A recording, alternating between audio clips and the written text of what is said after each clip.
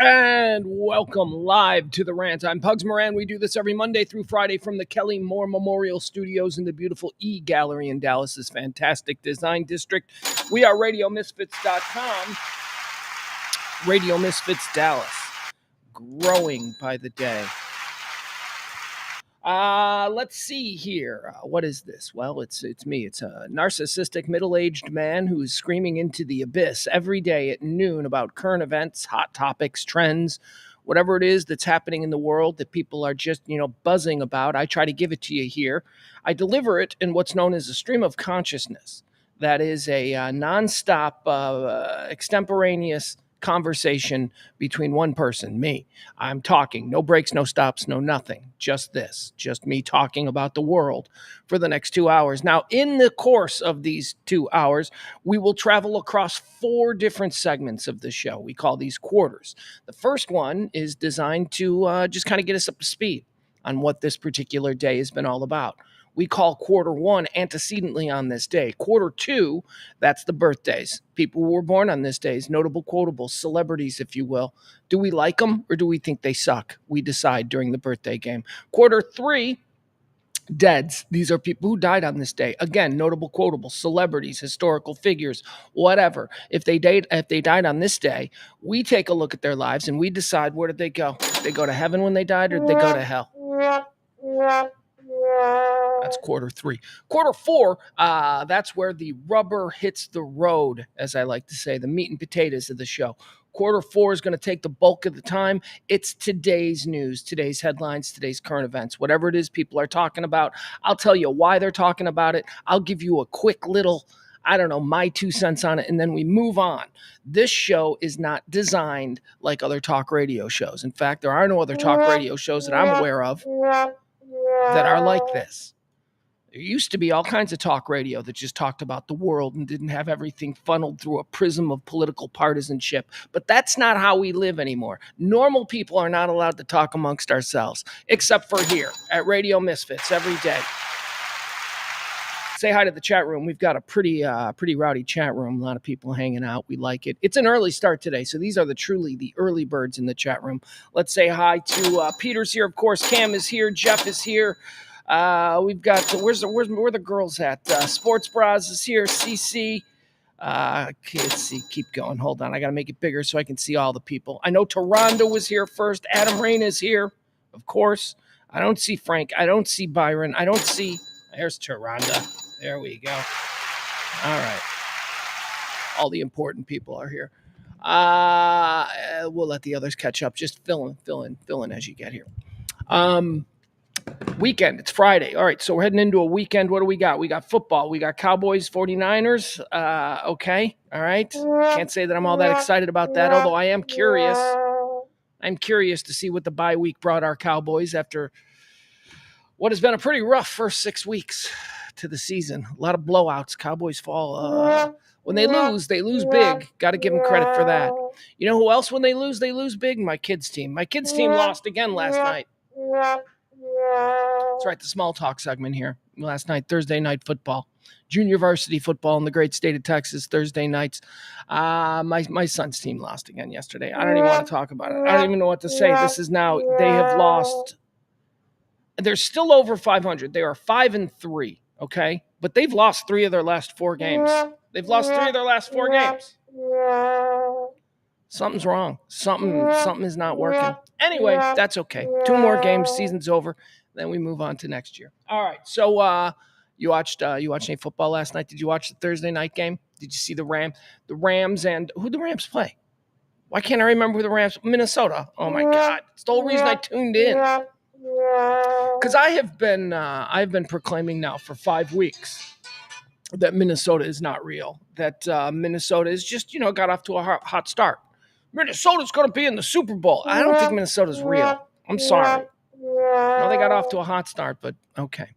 The Rams, however, are absolutely not real. But the Rams won last night. That told me a lot about the Minnesota Vikings, that the Rams were able to beat them last night. I do want to say this about the Los Angeles Rams. They've got a guy with the greatest football name ever, Puka Nacua. Come on. How can you not smile when you say Puka Nacua, wide receiver for the Rams? That's got to be a McVay thing, right? Because he was like a fifth rounder out of BYU. Nobody knew who Puka Nakua was. Now the whole country can't stop saying his name, Puka Nakua. They got fun names over there. I guess he's Samoan and he's a wide receiver, but he doesn't look like a wide receiver. Like if you looked at this dude, you'd be like, he's not a wide receiver. And you can see why he went in the fifth round, although turns out he's pretty good. All right. Jen Hernandez is here checking in. There's Byron. Okay, more people filling in now. That's it. Hey, everybody. Happy Friday to you, Jen. We got a lot of stuff to get to. We should just get the show started, right? Shouldn't we? Let's do that. Let's get started with today's show. It is the Rant, as we say, from the Kelly Moore Memorial Studios in the beautiful E-Gallery in Dallas, Texas. How about, let's see, what do we got? 299 days. Tomorrow is 300 days left, or 300 days in the year. 299 days have passed in the year 2024. 299. That's cool.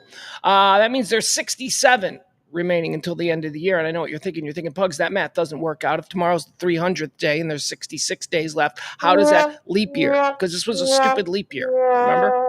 All right, let's get in. Quarter one, antecedently on this day. This is where we look back at the events that have helped shape our understanding of this day in history, if you will, or sometimes we like to say around here, previously on October the 25th. Previously on October the 25th, on this day, year of our Lord, 1940, Benjamin O. Davis Sr. is named the first African-American general in the United States Army. 1940, World War II. First black dude was made a general. Look at that. Never heard of him before. Where's his movie? Where's Benjamin O. Davis's movie? Antecedently on this day in 1944, World War II, let's stay with World War II, Heinrich Himmler orders a crackdown on the Edelweiss Pirates. The Edelweiss Pirates were a organized gang of youths in Nazi Germany that had assisted army deserters and others to hide from the Third Reich. Talk about where's Benjamin O. Davis's movie. Where's the movie of the Edelweiss Pirates? Huh? Bunch of teenagers in Germany who were like they were a street gang, but they turned against the Nazis. I want to see that movie. You know what else? I want to buy the first album by the Edelweiss Pirates. That's a great band name. Great band name. Edelweiss Pirates. Antecedently on this day, year of our Lord, 1962, during the Cuban Missile Crisis, Adlai Stevenson shows the United Nations Security Council reconnaissance photos of Soviet ballistic missiles in Cuba. That was on this day, year of our Lord, 1962. Whole bunch. The next, we're in the middle of the 13 days in October, which is the historical 2-week period where the United States was engaged in what is now known as the Cuban Missile Crisis. And so we're going to have Cuban Missile Crisis updates every day. It was on this day that Adlai Stevenson went to the United Nations and said, they got nukes. Antecedently on this day in the year 1983, the United States and its Caribbean allies invade Grenada. This comes 6 days after Prime Minister Maurice Bishop and several of his Grenadinian supporters are executed in a coup d'etat. So I remember Grenada, 1983, I guess. It was like the only one, it was like my lifetime. We never really had a military engagement. And then suddenly it's like, we're going to war against a country nobody had ever heard of. And let's be honest, aside from we went to war with Grenada. Aside from that, we've never heard of Grenada since. We don't know what Grenada is. I don't even know where it is. Where is it? By Costa Rica? Where is it? I have no idea. Anyway, we went to war with Grenada on this day in 1983. It didn't last long. It was pretty easy, but yeah. Antecedently on this day in 1995, a commuter train slams into a school bus in Fox River Grove, Illinois, killing 7 students. Typically, I don't go this dark with the history segment of the show, but I remember this because we were the morning show in Chicago when this happened. This was a huge thing for the next year, like all of these charity events that we did for the Fox River Grove kids, and oh my God, big deal, big, terrible thing. The school bus was crossing the train tracks and got stuck in the middle of the tracks when a commuter train came flying through and just severed this. Just a real tragedy. I was on this day in 1995. Fox River Grove, Illinois. On this day, suburb outside Chicago. On this day in 1999, a Learjet crashes in Mena near Aberdeen, South Dakota. This was Payne Stewart's Learjet. Remember this? Remember when this was a wild story? I remember watching this unfold on the news. 1999, CNN, middle of the afternoon. They're talking about this Learjet that no one can communicate with. It's just seemingly flying on autopilot across the country and nobody's responding. And, they were going to shoot it down. And there were all kinds of concerns about what this plane actually was. Turns out it was pro golfer Payne Stewart. And there was a carbon monoxide or something. I don't know. I'm probably dumbing it down. But essentially, that's what happened. There was a leak and then a drop in cabin pressure. And then everybody passed out on the plane. And the plane just flew on autopilot until it crashed in the middle of South Dakota. Yikes. I don't know why I gave it an applause on that. That was on this day in 1999. Payne Stewart dies. On this day in 2023, here's another dark one. Jesus, 3 dark ones in a row. A mass shooting. Lewistown, Maine. Remember that one from a year ago? I got to be honest, I didn't remember it. That's the world that we live in now, where we have mass shootings all the time. We can't be expected to remember all the individual tragedies. I mean, we're numb to them. Lewistown, Maine. What was Lewistown, Maine? I don't even remember. What was it? Was that Buffalo was the grocery store? I don't know. Sorry, but it was on this day a year ago, 2023. A mass shooting occurs in 2 locations in Lewistown, Maine. 18 people are killed, 13 more are injured. All right, there you go. That's antecedently for this day. Let's now get into birthdays. These are people celebrating birthdays. We're going to decide whether or not we think they're cool and deserve a happy birthday, or they can just go kick rocks. Born on this day in 1881, Pablo Picasso. Pablo Picasso, ladies and gentlemen. You can go kick rocks. That guy, the stories about that guy in real life, not just the first of all, the paintings, it's like he's very abstract. I don't know. He's got a famous giant sculpture in the center of Chicago's political district, I guess, the Daily Center. It's got a big giant Picasso there. I grew up with it. Everybody's like, let's go see the Picasso. I'm like 4 years old. I'm like, I don't get it. I don't know what it is. What is that, an anteater? I don't know what Picasso was about, but the stories about him as a man, dreadful. He was probably nuts. I mean, if we're being honest, he was probably severely bipolar. So imagine dealing with that guy. Pablo Picasso, born on this day in 1881. Born on this day in 1912. Here's a true American icon, Minnie Pearl. Howdy. Minnie Pearl, American entertainer, philanthropist. I don't know what she did. She was Grand Old Opry lady, To all of us, like non-hillbillies, as we believed ourselves to be raised, she was like the representative hillbilly grandma. That's who she was. That's who Minnie Pearl was. She seemed cool. She seemed nice. Howdy. Minnie Pearl, born on this day in 1912. Born on this day, she died in 96. Born on this day in 1928, Marion Ross. Who's Marion Ross? Hey, Pugs, who's Marion Ross? Why does that name sound familiar? Marion Ross, I argue, is the original MILF. Oh, and I can make a case. I can make a case for Marion Ross being the original MILF. There's evidence. There's even in the time they knew that she was a MILF. Marion Ross is, of course, the iconic American actress who portrayed Mrs. Cunningham, Mrs. C, in Happy Days. She was Richie and Joni's mom. Don't kid yourself either. Fonzie was always trying to get with her. In fact, there was, throughout the course of Happy Days' run, there was always this subtext of Mrs. C being into Fonzie and Fonzie totally being into Mrs. C. For instance, Mrs. C is the only person that could control Fonzie because Fonzie kind of loved her. Remember when Fonzie would do that thing where he'd rest his head on her shoulder and then she'd start to pet his head? There was sexual tension between the obviously frustrated Mrs. C. I mean, come on, Mr. C, with all due respect, I don't think he was above his skis with her. She was way too hot for him.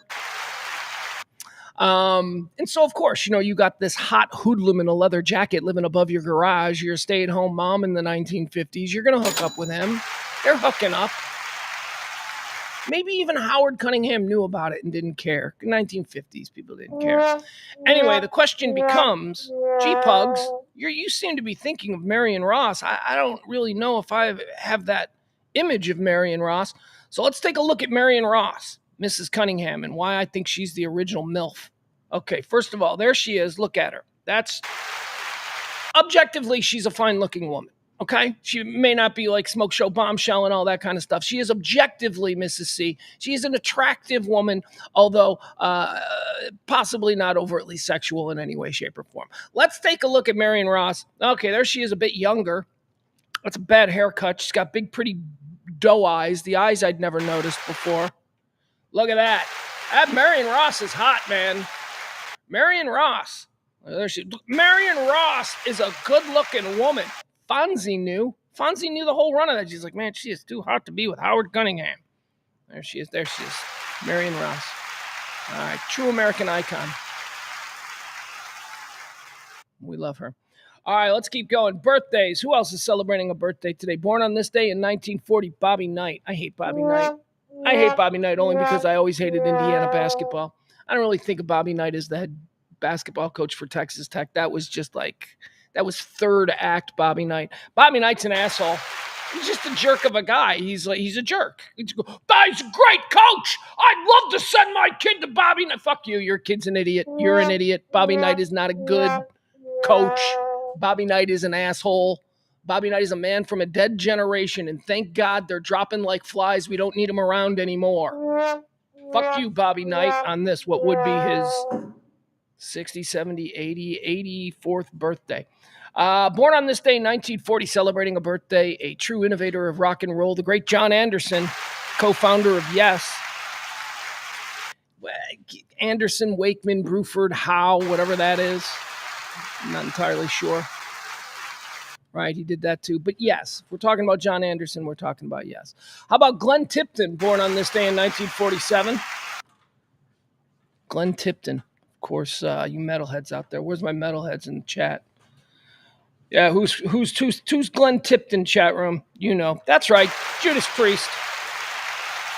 Got no prizes, but you people get it. Glenn Tipton of Judas Priest, guitar player, co-founder, born on this day in 1947. Born on this day in 1957, here's a true American icon. Do you even know who she is? Her name is Nancy Cartwright. Make no mistake, 500 years from now, when this iteration of whatever this society is, whatever we are 500 years from now, because we ain't going to be this. I promise you, we ain't going to be this. Whatever we are 500 years from now, people will still know the work of Nancy Cartwright. It will be synonymous with this era, this culture, and you probably don't even know who she is. Who's Nancy Cartwright? It's Bart Simpson. She's Bart Simpson. She's been doing Bart Simpson for 35 years. 35 years, she has embodied that character. Whatever you think that character is, it's her. After 35 years, that everything, his size, his responses to things, his tones, everything. If you love Bart Simpson, you love Nancy Cartwright. All right, here you go. Want to see what she looks like? I always like this because people are like, I didn't know Bart Simpson was a girl. Yeah, not only is Bart Simpson a girl, but at this point, Bart Simpson's an old woman.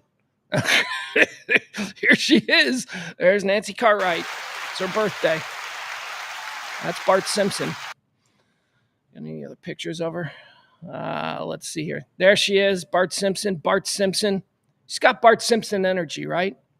Bart Simpson. All right. Happy birthday, Nancy Cartwright.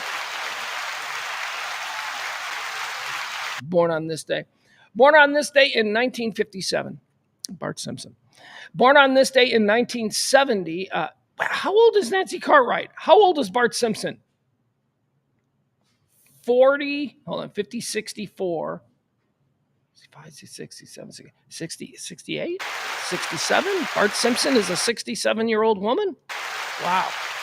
Born on this day in 1970, one half of one of the most entertaining musical duos of the 90s, in my opinion, Ed Robertson, born on this day, 1970. Canadian singer-songwriter, guitarist, one half of course, Ed Robertson and Stephen Page. Bare Naked Ladies.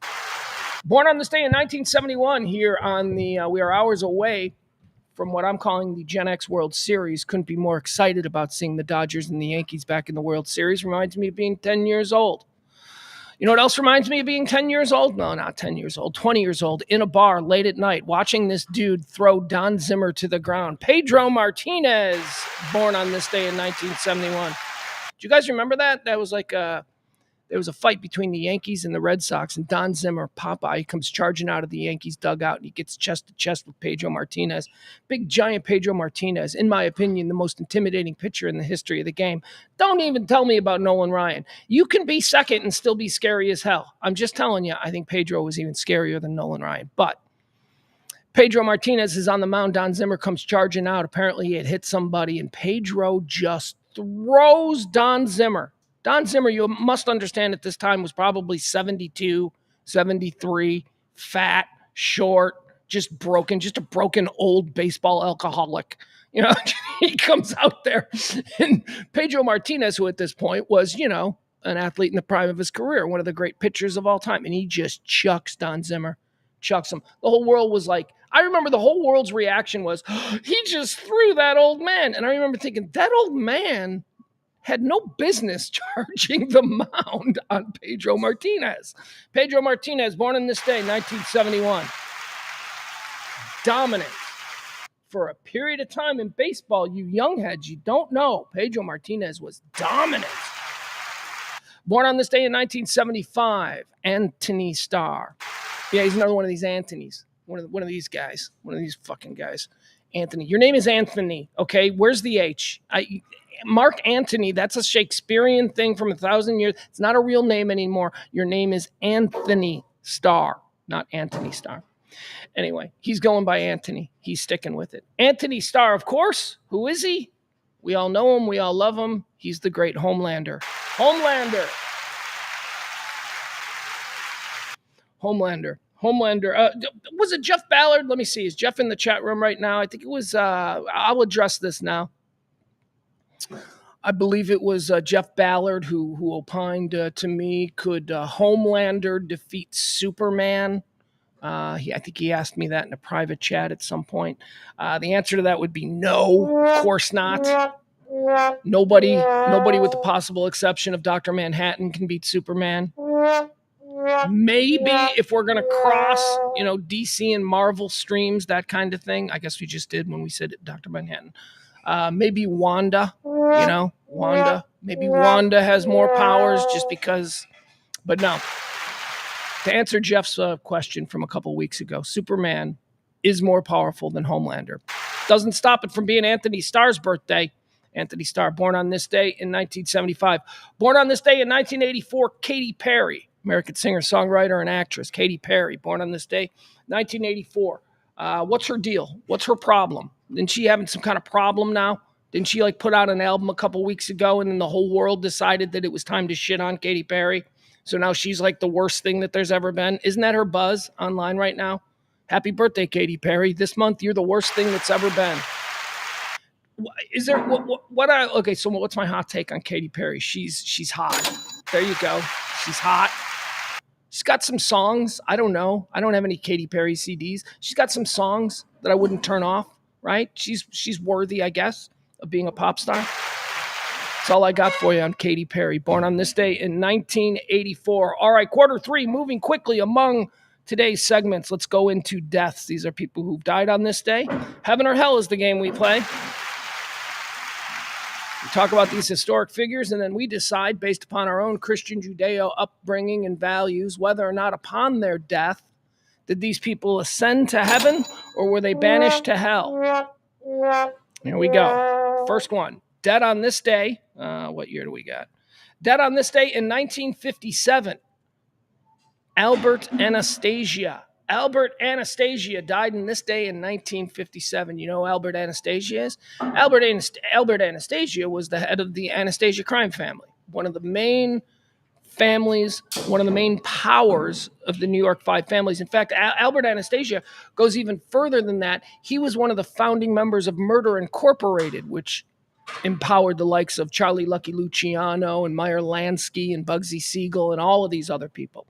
So Albert Anastasia, he was a big-time mafia boss. He was murdered in a barber chair in New York City on this day in 1957. Two thugs burst into the barber shop while Anastasia's face was wrapped in hot towels, as old dudes of the time used to enjoy. Two guys came in, shoved the barber out of the way, and started pumping bullets into crime boss Albert Anastasia on this day in 1957. Interestingly enough, triggerman in this case believed to be Carlo Gambino. That's right. He would take over the family, and of course, we would now come to know the family as the Gambino crime family. Albert Anastasia, executed on this day in 1957. Yeah, he went to hell. He's Albert Anastasia. He formed a company called Murder Incorporated, where of course he's going to hell. Dead on this day in 1991, Bill Graham. Bill Graham is one of my personal heroes. One of the people who, when I was a young man, I would read books and biographies and be inspired by his story. And Bill Graham invented the modern American concert. Okay, you know what a concert. The way you go to a concert now, that didn't exist before Bill Graham. You used to go to ballrooms and they'd set up folding chairs and you'd come in.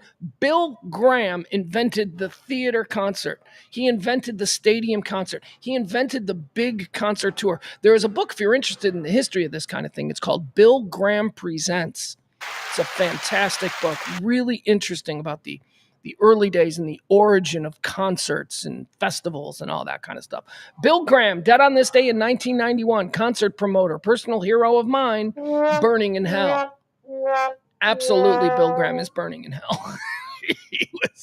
He was shady. He didn't feel the need to pay people. Deion Sanders and Trump and Bill Graham all have that in common. They don't really feel the need to pay bills when they come due. Dead on this day in 1991, Bill Graham, he's in hell. Dead on this day in 1993, Vincent Price, American icon of horror films, scary. I don't know that I've ever even seen a Vincent Price movie, but when I was a kid growing up, he was everywhere. You'd see him play, but I don't know that they always seemed kind of stupid to me. And also, I think I've done some investigating into this in the past. And by investigating, I mean clicked on his Wikipedia page. He was gay, right? Vincent Price was gay. By today's standards, when you see Vincent Price and you see him talking, it's you're that's a gay man, right? Isn't that a gay man? I don't know. I wish him love. Where does Vincent Price go? Does he go to heaven or hell? See, here's the fun one, because you would think that he would go to hell. Because he's Vincent Price, because all that scary stuff. But see, this is how the world works. He created a bunch of scary stuff that thrilled and brought joy to a bunch of people. That's the argument that I would make. Vincent Price, we're putting him in heaven. Why not? Dead on this day in 2002, Richard Harris. Richard Harris. Oh, iconic British actor Richard Harris. So Richard Harris. A Man Called Horse. You guys ever seen A Man Called Horse? Oh, that's such a great movie. A Man Called Horse was one of the first movies that was released on VCR, for a VCR, on videotape. It was one of the first movies that came out. I think Caddyshack, A Man Called Horse, and The Omen. That's it. If you had a VCR in 1977, you had those movies. You had A Man Called Horse, because there were only 3 movies. My friend had a VCR, and one of the movies he had was A Man Called Horse. And in 1978, if you could watch a movie anytime, anywhere, you would watch that movie because that was just such a novelty. You mean I can pause it and we can go to the bathroom? Let's watch A Man Called Horse again. I watched that movie 20 times. It's a good movie. It is a good movie. Cowboys and Indians movie. Well, Richard Harris, where does he go? Heaven or hell? He was a drunk. He played grab ass a lot. He was a bit of a rogue. He's probably in hell. Sir Richard Harris, dead on this day in 2002, probably went to hell. We talked about Bart Simpson. Talked about Bart Simpson in the birthdays, how it's Nancy Cartwright's birthday and how we love her and she's an icon. Dead on this day in 2013, another Simpsons icon, another icon of really Gen X television. Marshall Wallace died on this day in 2013. Marshall Wallace, I'll show you who Marshall Wallace is. I guess she is probably at this point best known as Mrs. Crabapple, right? Mrs. Crabapple from The Simpsons. We talked about Bart Simpson. But Marshall Wallace, man, here, let's see if we get some pictures of her so you can see. Before she was Mrs. Krabappel, Marshall Wallace was on like every 1970s and 80s sitcom. She was never the star of the sitcom, but she was always like the neighbor or the secretary or, the teacher or what? Well, Mrs. Krabappel. Let's see, we get some other Marshall Wallace pictures here. Let me see. It's like she was everywhere in the 70s. This is all her old. There she is from the 70s. It's kind of a tall chick, redhead, big mouth, big toothy grin. These are all older. I want 70s. We just passed by. There she is. There she is from 70s TV. Mrs. Krabappel. All right. I guess she's most famous before Mrs. Krabappel for the Bob Newhart show, right? Anyway, long story short, we're putting Marshall Wallace in heaven. I know she's an actress, but as a kid growing up in the 1970s, I don't know, kind of liked her. She was always on cool TV shows. Marshall Wallace, dead on this day in 2013. We're putting her in heaven. All right, that's going to do it for the first 3/4 of today's show. Let's see here. Mikey D in the chat room says Bill Graham is a true icon for sure. Yeah, Peter Lufkin talking about a man called Horse says there's the scene where he's hanging from hooks where the Indians catch him. It's about a white man who's like captured by the Indians and how the Indians torture him. They turn him into a horse. He's a man called Horse. And yeah, Peter's talking about the hook scene where he's hanging on hooks. It's a rough movie. It's a good movie, though. It's a really good movie. Let's see here. Bill Graham in concert on ABC was great. Right. Yeah, that's right. Yeah, I guess I forgot about that. There was a show, Bill Graham in concert. It was like a late night, live concert show. Kind of like Midnight Special, or who was the other guy? The record guy who put himself first in Don Kirshner, like Don Kirshner's rock concert. There were all these shows in the 70s when there were only 3 TV channels. And, we like to think back on it and be like, oh, if there was something like that on today, I would watch that. No, you wouldn't. No, you wouldn't, because there's something like that on all the time now. It's called YouTube. Anything that you want to see from that era, you can see on YouTube. Anyway, Bill Graham Presents is the book. It's a really good book. He's famous for probably his most famous venues are the Fillmores, the Fillmore East, Fillmore West. But in between, running and operating the Fillmores on each coast, he put tours together across the country that linked his 2 clubs. All right, let's get started here. Let's go into quarter 4. These are all the things that are happening in the world today, the hot topics, the current events, the trends. Once again, I'd like to invite each and every one of you to continue to support this kind of talk radio. This kind of talk radio is not pushed by any one political agenda. This is a show for normal people. It runs on your support, has done so for 3 years now. If you're so inclined, you want to support non-political, normal people talking about normal things, drop a little something in either the Venmo or the Cash App. Greatly appreciated. We're going to leave that up now for the rest of the show. Byron says, I'm working with Frankie Valli today. The memes are real. Oh, man, Frankie Valli. Oh, man. Walk like a man. So, I don't know if you guys are familiar with the whole Frankie Valli situation. We'll get into the news and stuff, but Byron in the chat room just brought up something interesting. So, Frankie Valli is, of course, this iconic American entertainer, singer, actor. Frankie Valli in the 4 Seasons. Got some bangers, man. Got some real bangers. Like, what is that one Frankie Valli song there's like one Frankie Valli song that's really good. It's like so 70s, though. It's like I want to show it because it's just like, oh my God, look at this. 1975. This is what 1975 was about. What was that Frankie Valli song from then that was a big hit? I don't know. Anyway, it's a good song. It's objectively, you listen to it, it's a good song. Anyway, Frankie Valli is like 115 now. And apparently he's still touring. Byron is working with him today. And the controversy surrounding Frankie V's 90, says, okay.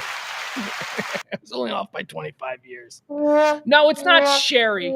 It's kind of it's that. Oh, here it is. Oh, I just thought of it. I can't believe I just thought of it. We'll watch the video, and then the show will not make any money. It'll be banned in like a million places.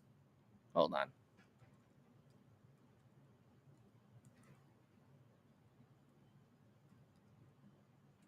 Uh, yeah. Okay. All right. I got the official video. I don't know if I don't know if the video is gonna. I don't know if the video is gonna do it justice, but this is like the most 1975 song ever. Here you go. Check this out. This is not a bad song.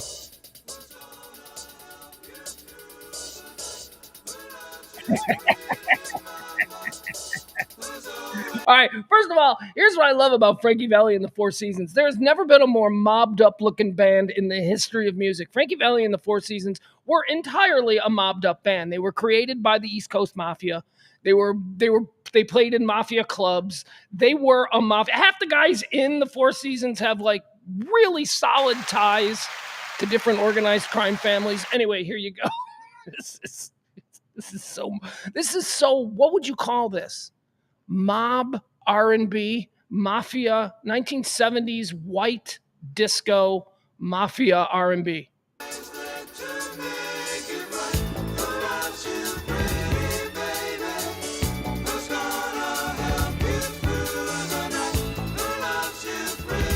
Fucking serious Frankie Valli is. He's like, yeah, man, this is what that's so cool. That's so cool. He's about ready to just do that Frankie Valli thing. Frankie Valli's got a great voice, man. Just don't get it twisted. He's 184 now and he's still performing live, but he's got a great voice, or did.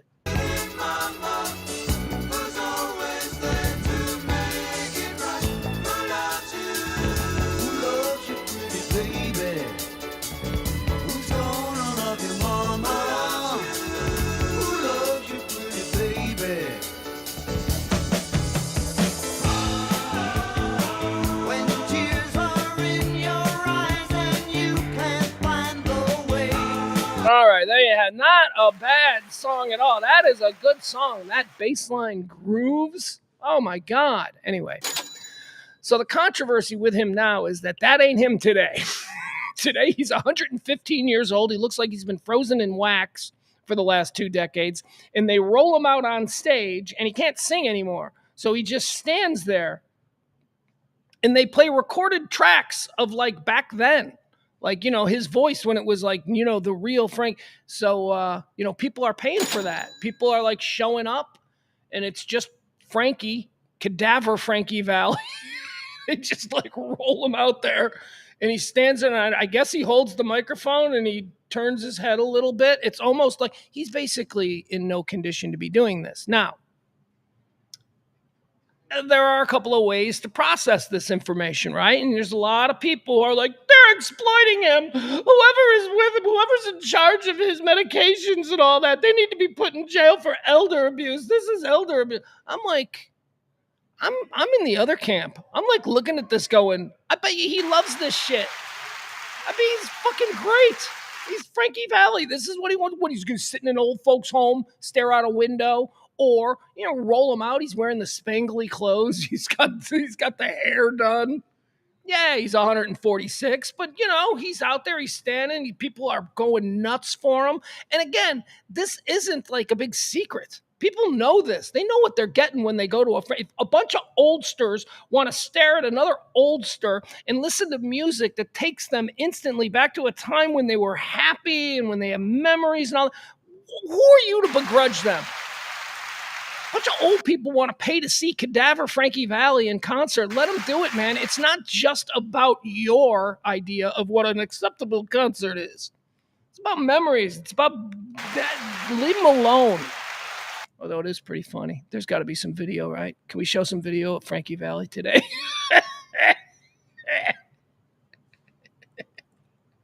I would go, and I would have a good time. Hold on. Today. Oh my God. All right, let's see what we got here. All right, this is from 2023, Frankie Valli and the Four Seasons. Let's see what this is. All right. This one doesn't look as bad as some of the ones I've seen online, but here you go. He doesn't sing, he lip syncs. All right. Oh boy, here we go. There he is. Look at him.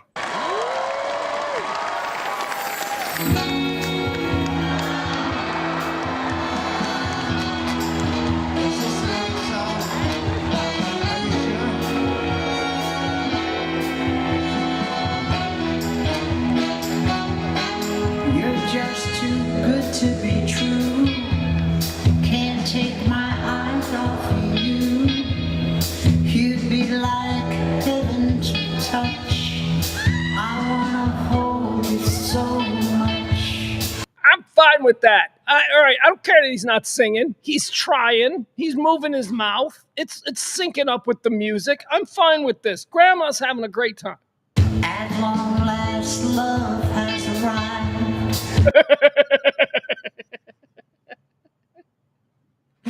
He does. Those are the eyes of a man who does not know where he is, though. He does not know where he is. He's not sure. And I thank God I'm alive. You're just too good to be true. Can't take my eyes off you. On the way that I... Okay. So I guess he's not stage diving. I guess there's none of that. Anyway, Byron's out there working with Frankie Valli today. You know what? You tell Frankie I said more power to him, Frankie. As long as you can sell tickets, Frankie, and there's people that want to go relive those memories with you, you keep doing it. All right, let's see here. Let's get into the top stories of the day, because certainly Frankie Valli playing in Texas tonight is not it. Israel is, of course, how we start each and every show, and I've got no updates for you on Israel. There is nothing going on there, so we're going to move on. Story 2, the election comes to Texas. That's right, both candidates are in Texas today. Kamala Harris is down there in Houston. She's doing a big, what's she doing in Houston? She's doing a big rally, big giant Harris County rally. She's got Bianchi. Bianchi's going to be down there. That's big, I guess. But I'm thinking if you're into Bianchi, like you're going to go to a political rally for Bianchi. I'm guessing you were already voting for Harris. Just a guess. I don't know. Willie Nelson, however, Nelson's also going to be down there in Harris County with the vice president. Willie Nelson, Bianchi, and I don't know. I guess that's it. Anyway, that's what she's doing down there. Big rally tonight. Big Friday throwdown. Willie Nelson, Beyonce, 2 of Texas's favorite sons and daughters down there for Harris. Meanwhile, in Austin, President Trump, former President Trump, that is, he's going to be sitting down with Joe Rogan today. The much rumored, and will they or won't they? Now the talk is... the whole thing started a couple of weeks ago when it was leaked that the Harris campaign had been contacted by the Joe Rogan show. And then people were like, oh, she's going to go do Joe Rogan. And then, of course, the Trump people were like, well, we're going to do Joe Rogan too. And then now they're doing Joe. So whatever. So maybe Harris going to do Joe Rogan next week. I don't know. I don't think she should. I don't think Trump should. I don't think that there's any real... There's nobody who's going to be listening to Trump on you undecided voters. Okay, can we just discuss you undecided voters? You people who still have no idea. It's like, well, I just want to hear what Trump says on Rogan, and then I'll make my final decision. You're a fucking idiot. You shouldn't be making any decisions. These 2 kinds of people, man. That's it. You're either on one side or the other. You can either see it or you don't see it. It's so obvious when you see it. Whether you're, a red hat on the right or whether you're like some weirdo lib on the left, doesn't matter. There's nobody that should be undecided. My God, you shouldn't have been undecided since 2016. You should have made up your mind. None of these people have changed. None of these people have been any different. So the election comes to Texas. There we go. Look at us. Look how important we are in a state that's actually got a Senate seat that's in play. Nobody thought that was the case. Apparently this weird psycho-looking all-red dude, he looks like a psycho. Like his eyes, he's like, Argh! Frankenstein's monster. I Hulk smash. He's got that vibe going. Weird. He's got a weird vibe. I'm sorry. You just hate everybody. No, I don't just hate everybody. I hate people who strike me as odd. He strikes me as a little bit odd. Like he's rages. Like he just seems like that. But then on the other side, you got Ted Cruz. So... that fucking guy, don't even get me started on him. Anyway, Texas apparently in play. Both presidential candidates are here, making their presence known. There you go. How about early voting? We've been talking about early voting all week. It's begun. It's begun from coast to coast. Stop saying election day is 2 weeks or, 14, 13 to 12 days, whatever it is now. Stop saying that. Election day ends in 2 weeks. Election day began. People are voting. People are voting in big, big numbers. The early vote is huge, huge. Now, some of you are like, what are you saying the early vote is huge? The last one in 2020, the early vote was much huger. What? Yeah, Yes, in 2020, the early vote was much different. It was bigger. The early vote was bigger. This is the biggest early vote we've ever had in normal times because we were in a pandemic in 2020. You weren't allowed to go to the polling place. That's why. That's why it was a bigger early voting turnout in 2020. There was a pandemic going on. We got to stop this comparing everything to 2020. Well, it's not the way it was in 2020. Nothing was the way it was in 2020. 2020 was the pandemic year. 2020, 2021, can't compare anything from those times. It just can't. Anyway, it says here, how many million people have already voted? 33,519,876 mail-in and early in-person votes have now been cast nationally. 33 million. That is huge. Now, why is this again? Why do I make this case that we need to throw out 2020 because of the pandemic year? Well, because what it shows is if you throw out 2020, if you throw out the fact that people had to vote in this way in 2020, throw that out. What it shows with the big early voting is an engaged electorate this time. People are motivated to vote, whether they are on the right or whether they are on the left. They are engaged and they are coming out, and we are going to have a massive turnout, and that is a good thing, regardless of what side that you're on. All right, 35 or 33 million people have already cast votes. There were 57,893,420 requested mail-in votes. So of 58,000 or 58 million requested, 33 million have actually been returned and cast. That's, again, that bespeaks a very engaged electorate. Let's see here. By party registration. So let's see if we can extrapolate any information about this huge early voter turnout, okay? By party registration, 46% of the early votings, 46% are registered Democrats, okay? 46% registered Democrats. 29% of registered or early voters are Republicans. 25% are other. 25% are basically independents, I guess. But yeah, so the big early voter turnout seems to be decidedly blue. Seems to be that the blue has gotten the word out about early voting and registering by mail and all that kind of stuff to a much larger extent. 46 to 29, that's big. That's not close. 46 to 29 is the Democrats are definitely owning the early voting. Okay, so how that's going to work out, who knows? I don't even care. You know me, I don't give a shit. My Wednesday morning after the election is just going to be another show. I still got my bills to pay. Ain't nobody who's going to be sitting in that Oval Office going to be able to change my life. Yours either. An update on a story we did earlier in the week. I told you about that family in Washington State. Remember, the whole family was murdered by, they think, a teenager? Oh my God, like 3 kids and 2 moms. It was a family of 7. 5 of them are dead.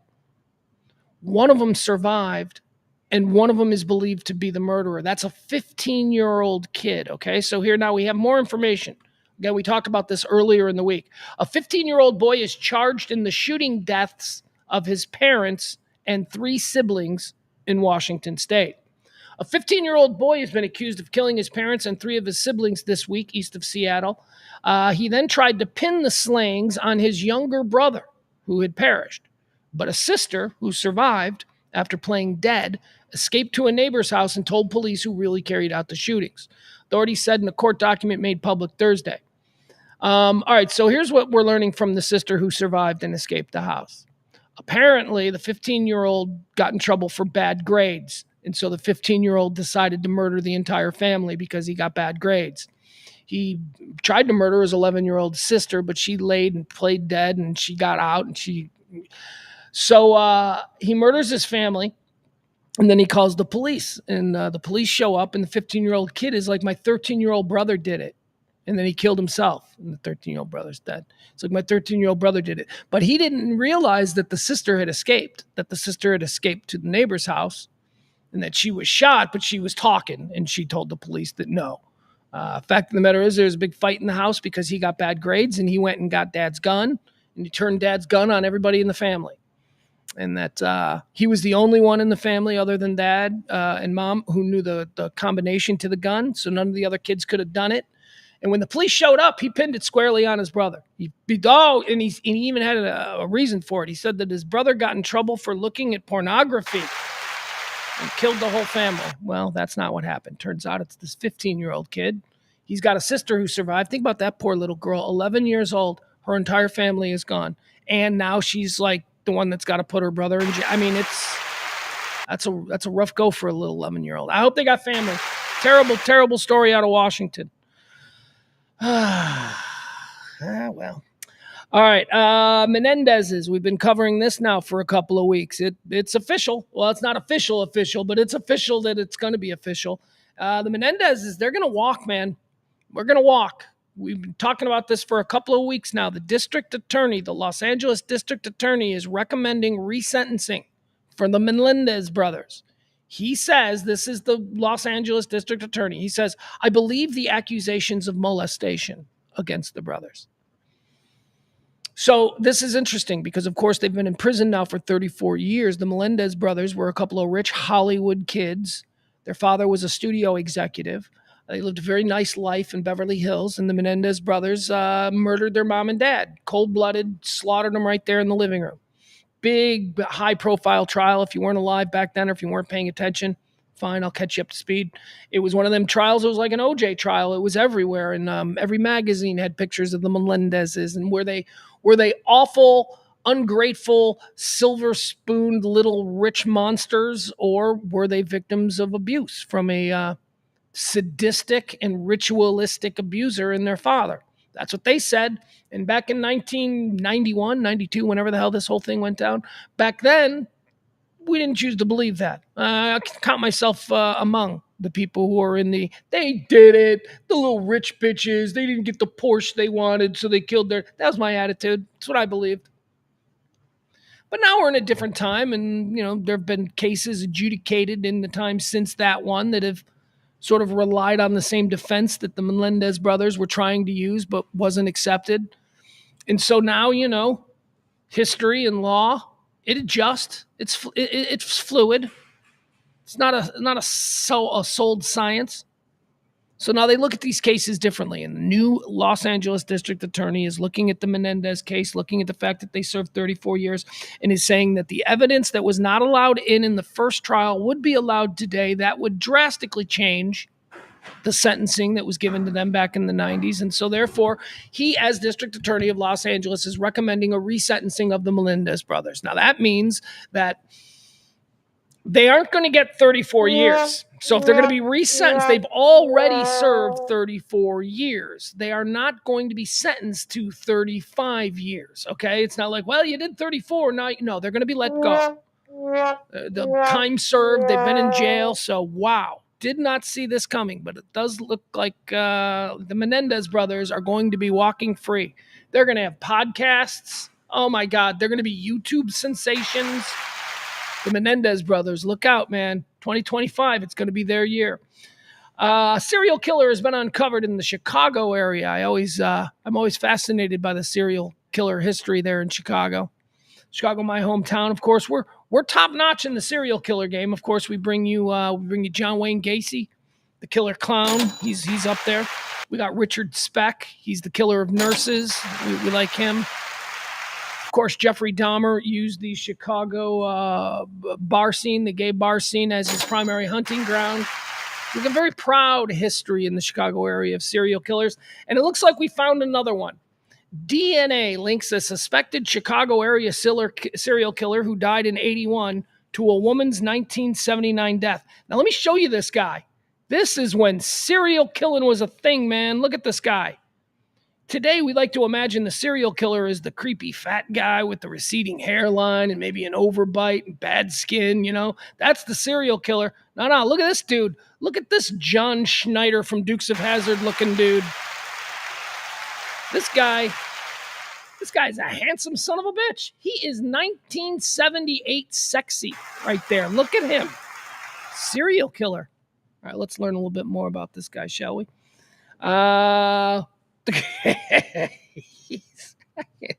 can't believe I'm a bit bedazzled by this guy in his handsome looks. All right, there you go. Let me read. I'll read more about him. His name, let's get him his credit, is Bruce Lindahl. Bruce Lindahl. We need a middle name. He needs to be like Bruce Wayne Lindahl or something. Bruce Lee. Bruce Lee. No, that would be too. Bruce. Let's just go with. You can never go wrong with Bruce Wayne. Bruce. Let's call him Bruce Wayne Lindahl. DNA found on the clothing of a suburban Chicago woman who was kidnapped and killed 45 years ago matches that of a suspected serial killer who died 2 years later. Yeah, he died. How many serial killers just got their careers interrupted by cancer? What a shame. What a shame. What a shame. Or a drunk driving incident. Think about that. That's a possibility. Somewhere out there is a drunk driver who killed a serial killer. There is a drunk driver out there who got drunk and he weaved into the wrong lane and he went head on and he killed a serial killer, a working serial killer who we didn't know about. He just died and the serial killing stopped. And then there's just a bunch of unsolved murders. The DNA of Bruce Lindahl is he's believed to have killed as many as a dozen women and girls. I'm telling you, again, man, let's take a look at Bruce Lindahl. I'm sure. The 70s, man, it was like free love and stuff. Come on, this dude starts talking to you at a backyard barbecue, right?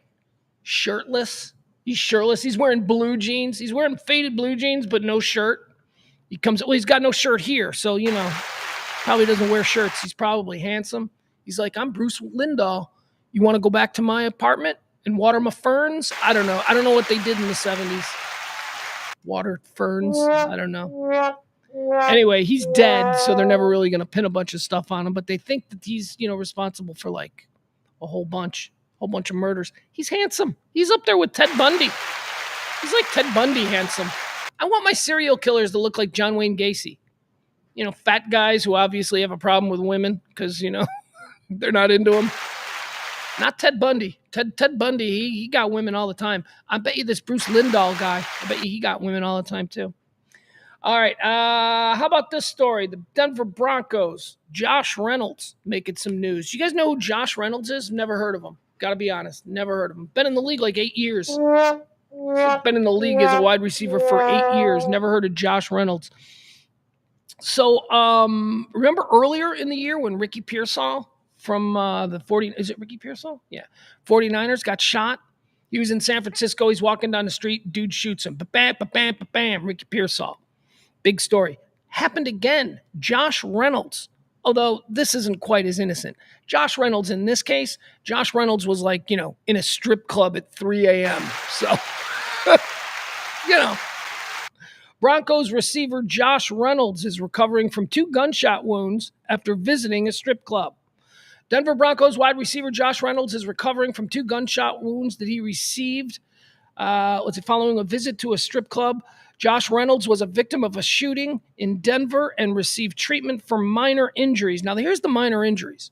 He got shot in the arm, which, is that a minor injury if you're a pro football player? Like, okay, so he got shot in the arm, but then he also got shot in the back of the head. How did it just totally miss him? Like, how did you get shot in the back of the head and it's just considered a minor injury? Denver police said that they've arrested 2 men, Luis Mendoza, 35, and Burr Charlesworth, 42, in connection with the shootings. Say it occurred around 3 a.m. along a stretch of Interstate 25 south of downtown out in front of a strip club called, what's it called? I don't know what it's called. There was a funny name for it. Sounded like a place where you don't want your Broncos to be hanging out in. Anyway, there you have it. This guy, never heard of him. Josh Reynolds. He's going to be fine. Don't know if he's going to miss any games or anything. Who cares? Just another stupid, young, rich, professional athlete. 3 o'clock in the morning in a strip club, and nothing good happens after 2 a.m. Isn't that what they say?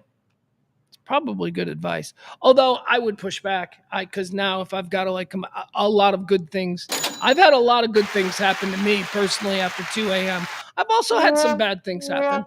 It's not all going to be good. There have been some good things that have happened to me after 2 a.m. I can promise you that. All right, moving on. This is an interesting story. So, those of you who know me, you know that I have two things that I like very, very much. Such a weird way to say it. Two things that I like very much. I like SNL. It's an American institution. It's a comedy breeding ground. It doesn't matter if it was 50 years ago, 20 years ago, 10 years ago, or today. If you are an interesting comedic actor or performer, it has been the launching pad for your career. Say what you will. I say SNL is an American institution. Now, culturally, certainly. I'm also a big fan of Shane Gillis. I think that Shane Gillis is without doubt the freshest and most interesting comedian working today. His stand up slays me. His energy, the energy that he brings to stand up comedian is so infectious. It's so warm. It's welcoming. And it's also, it's got a little bit of something that I always like in my stand up comedians, which is an impish edge. He's a bit of an imp. He's going to say some things that even he's not comfortable saying, but we're going to be uncomfortable together. Anyway, I think Shane Gillis is brilliant. So Shane Gillis, like 5 years ago, was supposed to be a cast member of Saturday Night Live. He was introduced as one of the new cast of 2020 or whatever it was. And then he was very quickly removed from the cast. Lorne Michaels very quickly fired Shane Gillis after a couple of podcasts that he had done were uncovered, where he was doing some racial humor. I think he called people Ching Chong Chinaman or something like that. Whatever. It was very funny. He's very funny. And he doesn't have a mean bone in his body. Anyway, point is this. He never got to do Saturday Night Live, and it became kind of a cause celeb in certain circles. He kind of became this comedian who got totally screwed over. And he did. He got totally screwed over. But he took it with, he was classy about it. He didn't start blasting. He didn't go on, all these crazy podcasts and start blasting old man Lorne Michaels. No, he was professional about it. He's like, whatever. It was actually, in turn, good for his career. He's been back now to Saturday Night Live. He's hosted the show a couple of times. So people are wondering, now that he is one of the most important and influential voices in modern comedy, does Lorne Michaels have any regrets about what went down 4 years ago concerning Shane Gillis and his being removed from the cast? Here's what it says.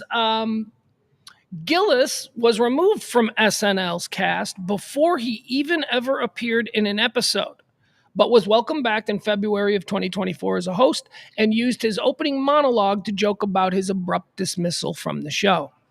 Lorne Michaels, who created SNL in 1975 and has worked on the show consistently since, has now said that the decision to fire Gillis did not come from him. Whoa! Lorne Michaels, all these years later, when Gillis is now blown up to become this important force, Lorne Michaels is now saying, wasn't my decision. You know me, I'm Lorne Michaels. I give off the impression that everything that has to do with this show is my decision. I am untouchable here at NBC after 50 years. Except in this case. Apparently Lorne says he had no power over this. Lorne Michaels goes on to say about the firing of Gillis, quoting him now, that was very strong from people in charge. Very strong. And obviously, I was not on that side, but I did understand it, the 79-year-old Michaels told the Wall Street Journal, admitting that he kept in touch with Gillis after the firing. Recalling the controversy, Lorne Michaels said, he said something stupid, but it got blown up into the end of the world. I was angry. I thought, you haven't seen what we're going to do with him and what I'm going to try and bring out of him, because I thought from that very first moment that he was the real thing. Shane Gillis is a comedy star. Lorne Michaels. Look at that. Hey, he sure is. He's infectious. He's likable. See, people like him. Those beer commercials that are running during football games where he plays the college coach. He's a college football coach, and they're in, like, I guess, who would be the dean of students' office. And he's the coach standing behind the dean, and they're all narking on each other. Is it a Dr. Pepper commercial or a Bud Light commercial or something? But all the faculty are narking on each other. He's very funny in those commercials. He's very funny. Let's see here. Recalling the controversy, Michael said he said something stupid. It got blown out. After his firing, an SNL spokesperson issued a statement reading, after talking with Shane Gillis, we have decided that he will not be joining the cast of SNL this season. There you have it. All right, so at least, Lorne Michaels is saying, one might have said kind of gutless, like you're Lorne Michaels. You got to say, yeah, you know what? Ultimately, I probably could have fought harder for him. That's what he didn't say. If Lorne Michaels is in fact this, grand poobah at NBC because of his 50 years, nobody crosses Lorne when it comes to Saturday Night Live. That's what we've all been led to believe. If that's in fact true, then Lorne Michaels could have easily said, yeah, we're not getting rid of this kid. But he didn't. So just say that. He spun it in a much better way to the Wall Street Journal, where it comes off like it wasn't my decision. Well, the problem with that, Lorne, is now you seem feckless. Now it seems like, so you're just a figurehead at SNL? You're just a doddering old man who they're still providing a place to go? That's all you are at SNL? Or are you motherfucking Lorne Michaels, right? So you didn't stick up for him. He's a big star now. You understand the need for him to be in your good graces because, he is a big force in comedy. So you're kissing up now. You didn't stand up for him then. It's easy now after 4 years to look at the career and the body of work that the kid has put together and go, yeah, you know what? He was good. He probably would have been great on SNL. He's been great as a host. When he's appearing in sketches, his sketch comedy stuff that he does on YouTube that got him to Saturday Night Live is great. Come on, Isis Nissan. Have you guys never seen the Isis Nissan commercials? They're hysterical. Come on down to Isis Nissan. All right, there you have it. Shane Gillis and Lorne Michaels. Apparently, they're cool. They're both cool with each other. Nobody wants any trouble there. World Series starts tonight. How excited are you for the World Series? I'm excited for the World Series. I love the World Series. I'd taken the whole season off from baseball. I told you I didn't follow my team, Chicago White Sox. I didn't follow them at all this year. I jumped off the White Sox in spring training. I looked at my team and I said, I don't need this. I don't need this. A man of my age, I know what's coming. I do not need to be a part of this. So I stopped watching baseball all year. I tried with the Rangers, but once it seemed like the Rangers were kind of a fluke last year, I was like, oh, man, fuck. So I haven't watched baseball until the postseason. Got really into the postseason. I felt like it was a clean slate, and like now I could jump in and just enjoy the best of the best. Tonight starts the best of the best, the World Series. I keep calling this like this is like the perfect Gen X World Series. I mean, when I think of like what a World Series should be, like if I was trying to explain to an alien, then the World Series is played, and I had to have two teams to represent the two teams that should be playing in the World Series, it would be the Yankees and the Dodgers. I mean, it's just perfect. And it's also perfect because of the star power that both of these teams bring. These teams are the teams that outspent everybody for the biggest names, the best hitters, the best pitchers. This is what Major League Baseball wants, an end-of-season runway showcase for their biggest and brightest and most charismatic stars, and they got that. You got your Mookie Bettses, you got your Shoheis, you got your Judges, you got a lot. Hold on.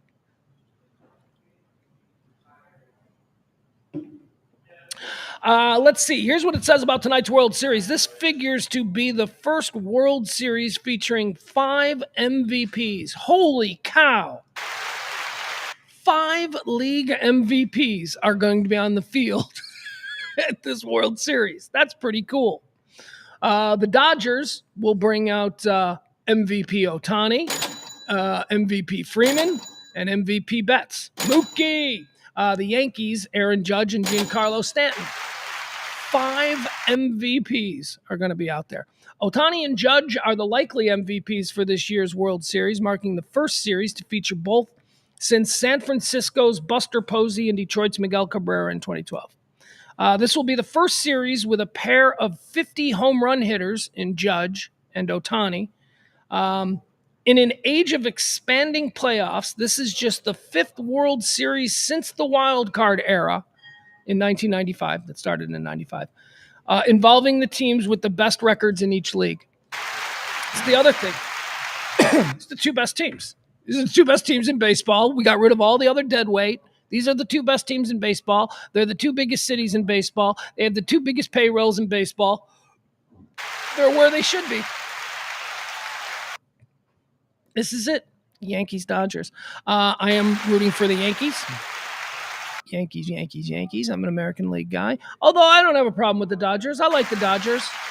The only National League team that I truly like are the Cardinals. But I mean, if I had to have another National League team, it would be the Dodgers. I got no issues with them. I like the old 1980s Steve Garvey, Tommy Lasorda, Ron Say, Mike Scioscia Dodgers. They were fun. Steve Sachs, Fernando, Oral Hershiser. Oh, now we're going off on all my 80s baseball greats.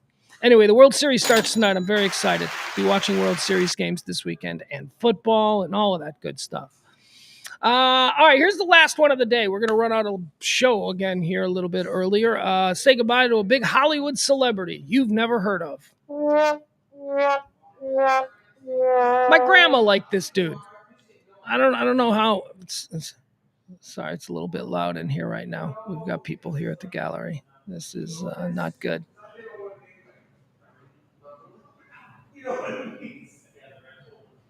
Hold on. We're listening in. How loud is it? How loud can you hear the art dealers in the background? Knock it off! All right. My grandma loved Jack Jones, and Jack Jones is dead. Jack Jones was a singer, a songwriter. Not a songwriter, just a singer. He was a lounge dude. There was like this whole crop of dudes who were kind of famous in the 60s and 50s. They were lounge guys. They didn't really become legends or anything, but, you know, sometimes they name you, like my grandma. Oh, like my grandma also liked, there was this dude, who was the other? Jack Cassidy? Was that another guy that I think my grandma liked?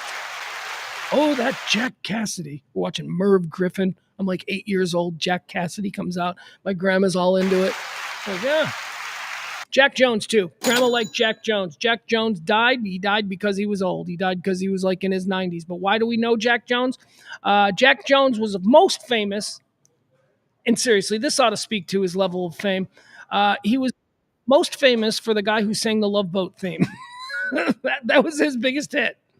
Went to number 37 on the pop charts. Here, let's watch this, shall we? This is the late, great Jack Jones. My grandma liked him. Here he is.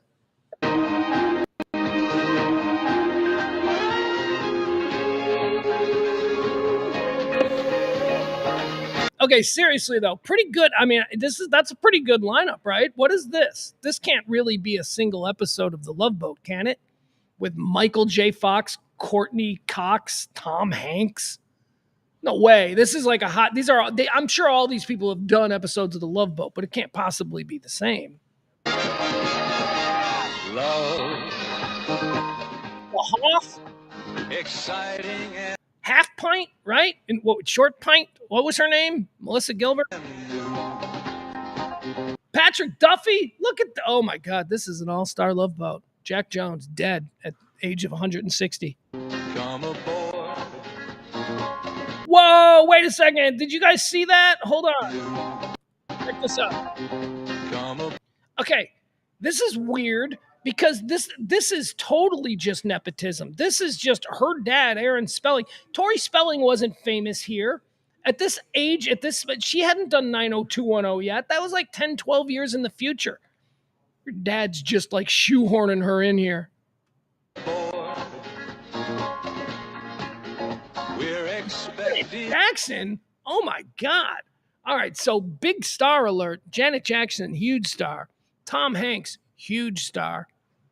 Who's bigger, Janet Jackson or Tom Hanks? I'm going to say Tom Hanks. Will we see a bigger star than Janet Jackson and Tom Hanks? No, not Jamie Lee Curtis. Not MacGyver. That's Richard Dean Anderson. Nope, not him. I don't even know who that is. Oh, yes, I do. Beastmaster. That's who that is. Beastmaster. Mark Singer.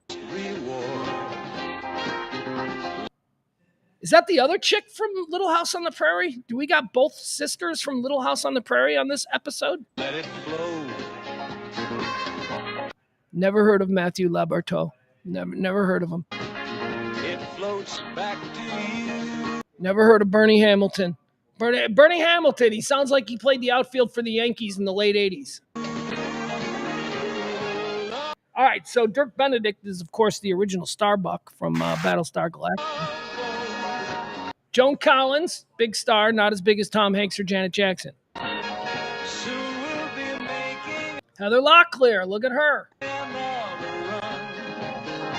Leslie Nielsen, big star, not as big as Tom Hanks or Janet Jackson.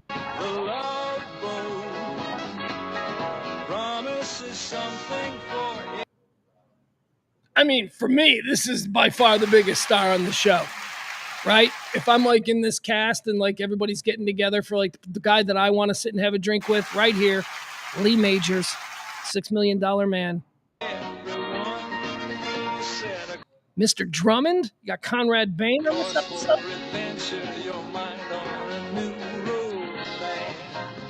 Who loves you, baby?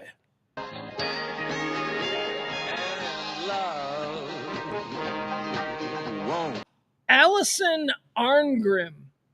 Oh, is she another Little House on the Prairie chick? Isn't she the awful girl from Little House on the Prairie? Like she was like just awful, right? Hurt anymore. Morgan Brittany. Wow. Morgan Brittany is some forgotten 80s top shelf hottie. Look at her. She like had this whole like just kind of like a Morgan Fairchild vibe going on with her. It's an open smile. There he is, Mrs. C. We talked about Mr. C. We talked about him earlier. He wasn't giving it to Mrs. C. Mrs. C was going outside the house. Mrs. C was going above the garage and she was banging out Fonzie because Mr. C was not giving it to her. Danza. We got Danza on this episode. Danza Estrada.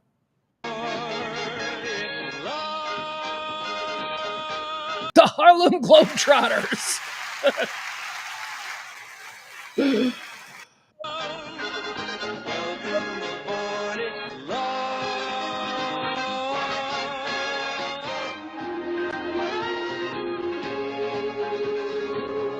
I'm sorry, I'm just enjoying watching this cavalcade of dead celebrities that once appeared on the Love Boat.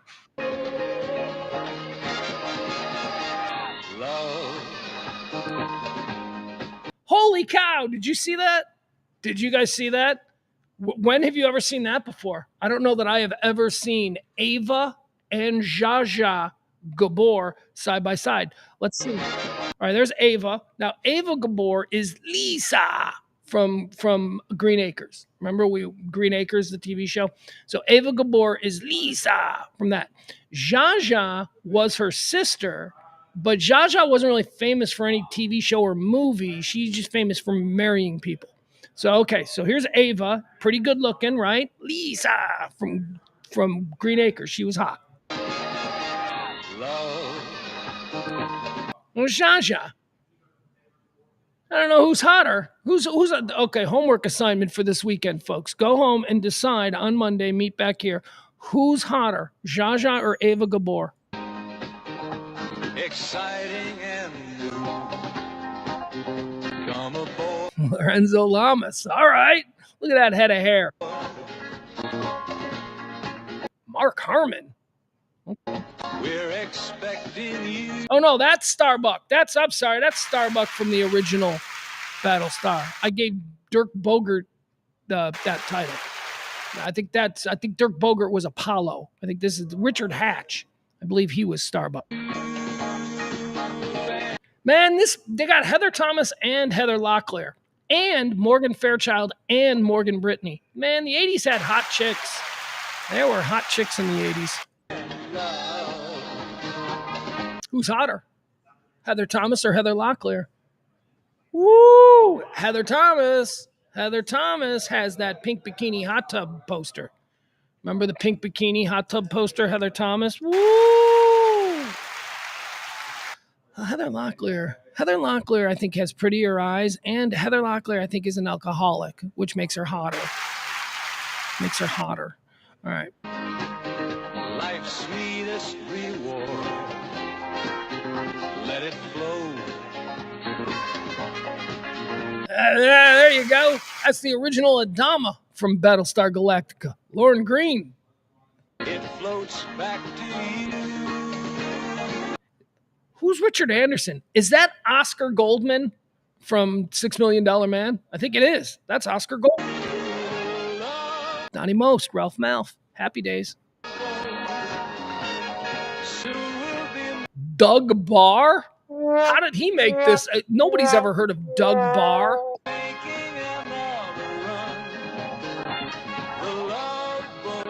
All right. Barbie Benton. She's another hot one. She was one of Hugh Hefner's girls, right? 80s hot, man. 70s, 80s hot Barbie Benton. Look at her. That's timeless. She's hot. Who the hell is that? Who's Bix? 70s were all about robots. We all assumed in 1979 we all assumed that we'd all have robots as best friends by now. We don't. Some people have robots as sex partners. That's about as far as we've gotten. We got to losers having sex with robots and then went, what else can they do? And then people were like, who cares? They can have sex. Raymond Burr. Mark Burton. All right. Chuck Connors, the rifleman, star of 1950s gay porn. He gives you that little wink there like he knows. I did gay porn. Wink, wink. Take it in the butt. Mike Connors. Oh, that's Bosley. Look at that. We got both Mr. Cunningham, played by the actor Tom Bosley, and we've got David Doyle, who plays the character of Bosley. As a little kid, I thought Bosley and Mr. C, Mr. Cunningham, were the same guy. They're not. Hurt anymore. It's an open smile. That is it. And of course, it all culminates with Ted McGinley, the great Ted McGinley. Who, by the way, Ted McGinley is awesome. Ted McGinley, the new season of Shrinking. I don't know if you guys have Apple TV or not. But the new season of Shrinking is being unveiled. They don't just give me the whole season so I can binge watch it over a weekend or something. Don't. Anyway, if you're not watching Shrinking, you're missing out on one of the best shows on TV. Shrinking is so good. Shrinking stars, Ted McGinley, who we just saw there. But don't worry, he's not the star of it. He's not. We're not going to burden Ted McGinley with carrying the show. Now, Ted McGinley, he's just one of the side characters. The stars of Shrinking are the dude from How I Met Your Mother. Okay, I think his name is Jason Segel or something like that. He's very funny. Him, Harrison Ford. That's right, Harrison Ford. And then Jessica, I can't think of her name. She's very funny, from The Daily Show. Anyway, great show. Shrinking on. It's about three psychiatrists who run an office together. The three psychiatrists are the Jessica chick from The Daily Show, Harrison Ford, and Jason Segel. It's a good show. Ted McGinley plays Jason Segel's neighbor. Guys, that's it. Yeah, that's it. We are out of show. Mikey D says Morgan Fairchild went to Lake Highlands High School, if my memory serves me correctly. Probably. Here's how I know this. Name a random sexy woman from Hollywood of the past 100 years. Just name her, and there's a better than 50-50 chance that she's from Texas. That she's got some kind of... Seriously. The test used to be with Playboy. Go find an old random Playboy. Like, I don't care. I don't care if it's November of 1984. Just go find a random Playboy, open to the centerfold, and I promise you there is a better than 50-50 chance that centerfold is going to be from Texas. They always are. I swear to God, there isn't a state in this country that produces more pound for pound beautiful women than the state of Texas. It's insane. I don't know how it happens, but it has happened. It has happened. All right. I guess that's it. We're going to be done. Peter says, enjoy your weekend, Pugs, and everyone else. Yeah, you guys too. Everybody enjoy your weekend. Let's get back here safely. Once again, support the rant if you can. If not, I still love you, and we're still going to be here plugging away. Like, follow, subscribe, do all of that good stuff, and you'll be hearing from my lawyers. We'll see you back here on Monday for more of the